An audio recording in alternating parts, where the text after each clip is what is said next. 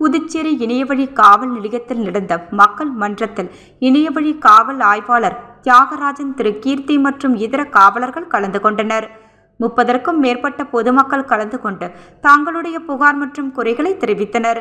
இந்த நிகழ்ச்சியில் புகார்தாரர்கள் தங்கள் சம்பந்தப்பட்ட புகார்களை தெரிவிக்க மேற்கண்ட புகார்கள் மீது உரிய நடவடிக்கை எடுக்கும்படி சம்பந்தப்பட்ட காவலர்களிடம் அறிவுறுத்தப்பட்டது. மேலும் பொதுமக்கள் தவறவிட்ட 16 செல்போன்கள் கண்டுபிடித்து ஒப்படைக்கப்பட்டது. அதன் மதிப்பு 3 லட்சமாகும். மேலும் மக்கள் மன்றத்தில் கலந்து கொண்ட அனைவருக்கும் இணையவழி சம்பந்தமான விழிப்புணர்வு ஏற்படுத்தி அனுப்பி வைக்கப்பட்டது.